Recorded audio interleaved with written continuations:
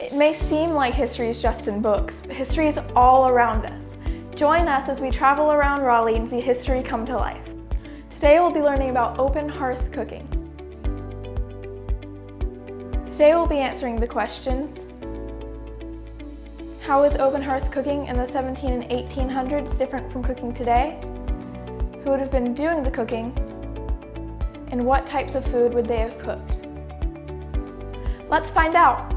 Hop on the historic Raleigh trolley with Sammy the squirrel and let's explore some of Raleigh's history.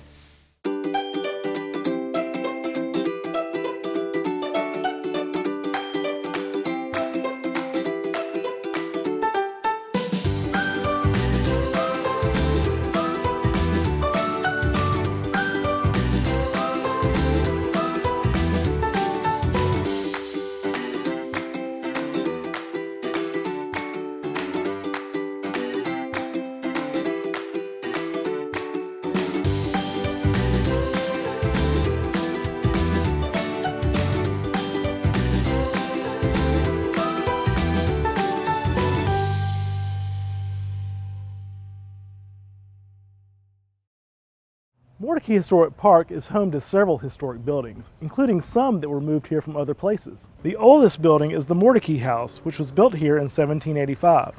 Mortdecai used to be a large plantation where crops like corn, wheat, cotton, and other plants were grown.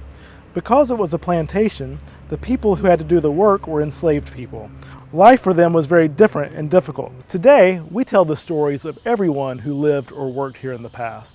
Sometimes it's hard to find written information for people, but we can uncover their stories and what life might have been like for them in unexpected ways, like cooking and recipes. How is open hearth cooking in the 1700s and 1800s different from cooking today? In the past, cooks didn't have electricity or gadgets to help make food. Everything had to be cooked over an open fire. Have you ever made s'mores over an open fire? Well, imagine having to cook a cake or a stew or a turkey that way. It was a very hard task and would take a lot longer than cooking today. There were two types of methods to cooking over the fire: direct and indirect heat. Direct heat was when pots were put directly over the fire. With this method, cooks would have had to be very careful to control how big or small the fire was, and would have to have the knowledge to understand how hot it should be. Indirect heat was another method where pots and pans were set right next to the fire on a stand called a trivet. Placed in front of the fire on a brick or stone section called a hearth, the containers would be surrounded by hot air and could be heated that way. Hot coals could even be put beneath the pot to help heat it more.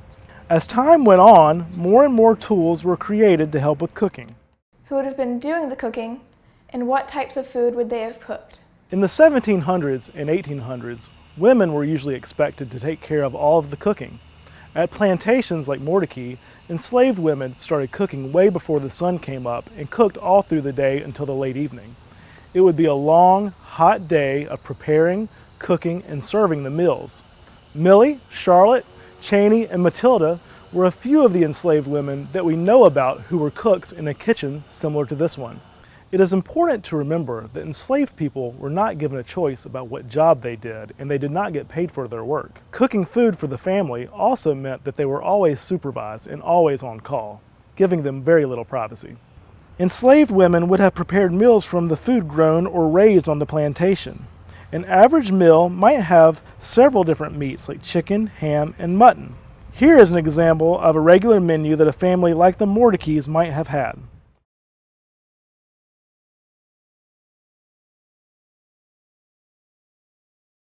This tapestry connects to a bell outside. This bell, along with others around the property, would be used by the family to communicate with the enslaved cooks. When food was brought to the house, it would have been brought through a back door and into the butler's pantry on this tray. Can you imagine cooking all of that over a fire for one meal? It would be like preparing Thanksgiving dinner all the time. Through menus and old recipes, we can sometimes find more information about the enslaved community. Oftentimes, African traditions influence dishes and certainly help define what we know today as Southern cuisine. Foods like okra, kale, and sorghum were originally from Africa and later woven into colonial and early American recipes. Enslaved women also cooked for their own families. Dishes made with pork and corn were common across the plantation South. Food from over a century ago might seem very different, but there are still some similarities. There were food trends and popular foods from different cultures which combined over time to become what we see today.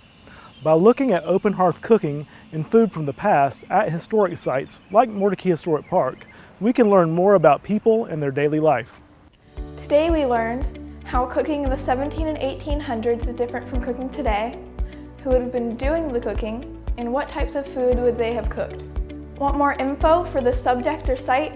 Click the link below for more resources. Explore more history at home with the activity in the description below.